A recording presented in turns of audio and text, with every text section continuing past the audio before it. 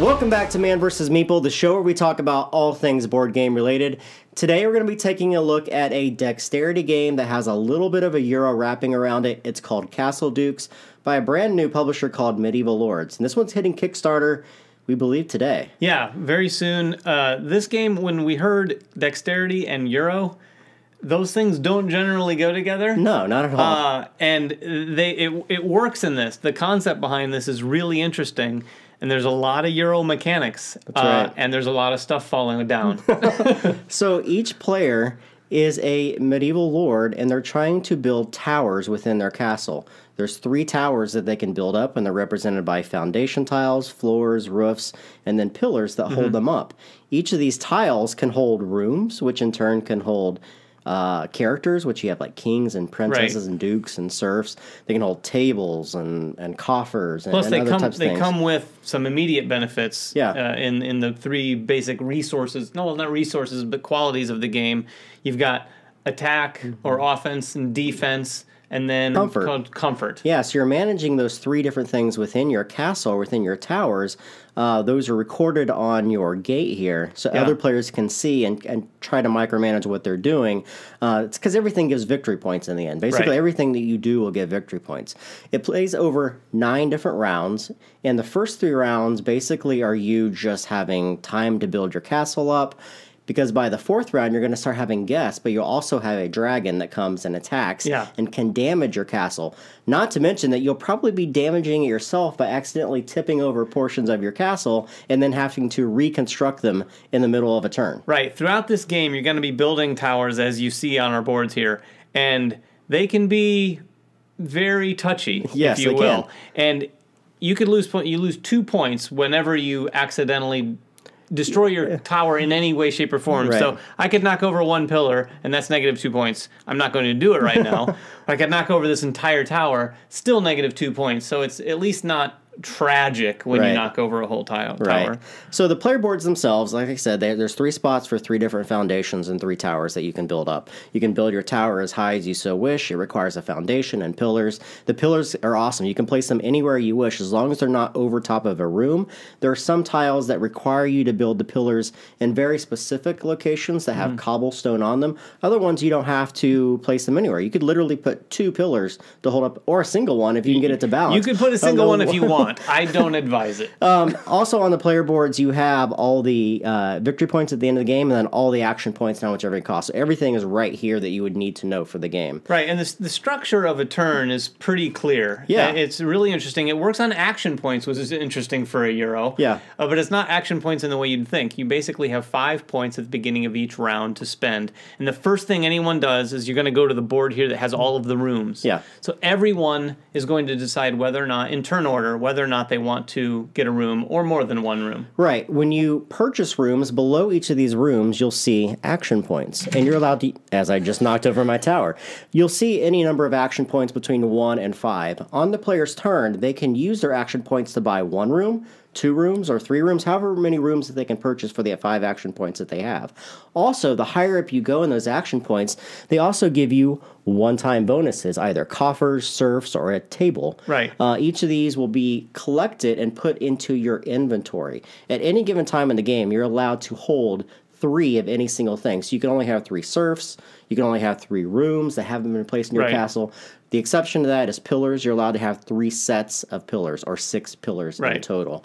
So each player in turn order will buy things from the player board over here, and that's called the room phase. Then we go into the building phase.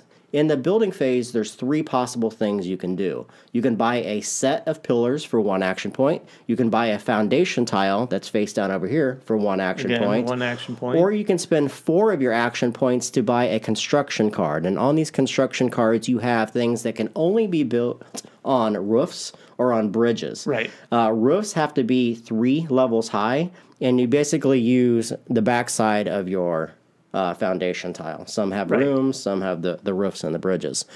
These will hold things like lanterns and ballistas and cauldrons, which will give you extra defense and offense against the dragon when it attacks, plus their victory points at the end of the game as well. Right. Everything you're doing in this game, when whether you're building rooms or adding elements to the towers, these are all about contributing largely to these three categories. Right. The comfort, the defense, and the attack value of your castle. Right.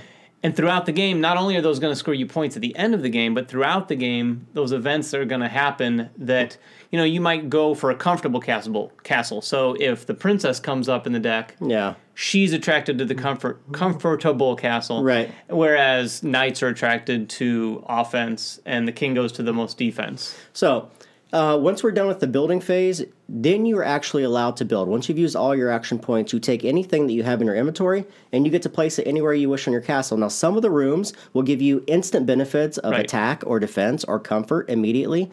Some of the rooms will have to be built on specific levels. Right. Some of the rooms have to be built on level 1 or 2. Some of them have to be built at level 3 or higher. 3 or higher. So you have to be sure that when you collect the room, you can build it either then or in a future turn. Yeah, and it makes it interesting, too, because early in the game, there could be a number of rooms that come out that are 3 or higher that you're either going to have to take and just hold on to or forego, but they're going to linger there on the board. So this will happen over 9 rounds. However, during the 4th round and on, there's a new phase that's introduced. It's called the guest phase. At the end of the building phase, one guest will come visit the land, basically. And just to say as well, this is a prototype, so a lot of the stuff here isn't finished artwork or finished cards, as you can see here. But on the guest cards, you'll see 2 guests. In a 3 and more player game, 2 guests will visit. These places, as David alluded to, will be allured to the place that has either the best comfort, the most defense, or the most offense. Right. And those will be placed into your castle. However, they have to be placed into rooms that can hold them. So some of these rooms can only hold specific types of characters within the game. Now, here's the cool part. Kings are worth 3 victory points at the end of the game. So going for high defense will give you more victory points in the end game. Knights will give you advantages over the dragon because they immediately add offense to your levels here. And then the princess is worth 1 victory point. However, she can be thrown to sacrifice to the dragon, right? And to avoid 1 damage token. Some of these guest cards also trigger a dragon attack, and you'll see a fire up here. When that happens, the players are allowed to either pick whichever offense or defense they wish to use against the dragon. No matter what, each player will take at least 1 damage. But the more defense you have or the more offense you have, depending upon the track that's on the board, you suffer 1 through 4 damage. And that's done by drawing tiles out of this bag, and these tiles range from losing pillars, losing foundations, having characters eaten. This is where the dexterity really kind of comes in, because you're not just taking a damage token saying, oh, I have 2 damage. You draw a tile out of there that says, remove 2 pillars. And if you don't have pillars sitting up by themselves, as I have done in my games, you have to take them out from within floors. And as you can imagine, that's pretty tricky. Yeah, and if you lose a foundation tile in that case, not only would you lose the foundation, but you lose the room, and you lose the princess, and all of the benefits that those rooms provided to you, so you'd have to decrease those attributes as you go. Yeah, and it kind of plays interesting strategically, too, because when you know the potential of a dragon is around the corner, you can actually, build up a tile like this. That's almost a sacrificial tile, if you will. Yeah. So you can get rid of some things without destroying where all of your points reside. So you're going to do this over 9 rounds, and at the end of the game, you're going to get victory points for a whole slew of things. You get victory points for bridges that you have, every pair of serfs that you have. There's like leaderboard points for the different categories. I mean, it really is a bit of a point salad game for sure. Yeah. And what's really interesting is, like many Euros, there's a lot of different routes to victory. You can build up, 1 tower, maybe 2, pretty high, or you could have 3 little short towers, fill them with rooms, fill them with people, hopefully, and score your points that way. Yeah. If you have shaky hands like me, that's maybe the route to take. So I like this game. The only thing I would say about it, I would like to see some. Obviously, it's a prototype format, so we don't see all the final components. some dressing, some artwork to it, but I like the dexterity portion of this game. I like how they've mixed it and integrated it with a Euro style game. It is a unique mixture. Isn't it? I am not a fan generally of dexterity games.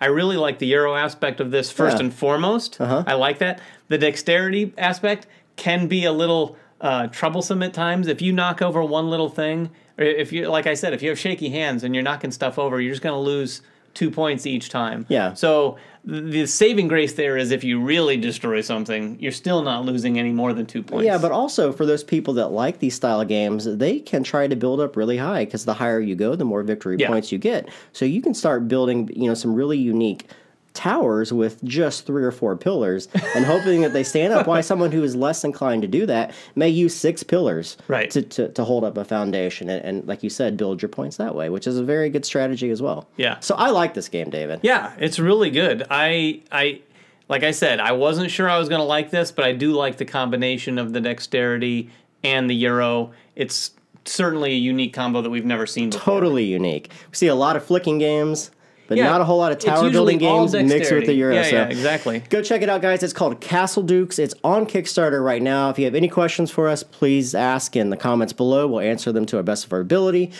Subscribe to us, follow us on Twitter, like us on Facebook, and everything else that we do here at Man vs. Meeple, and we will catch you guys next time. Bye-bye.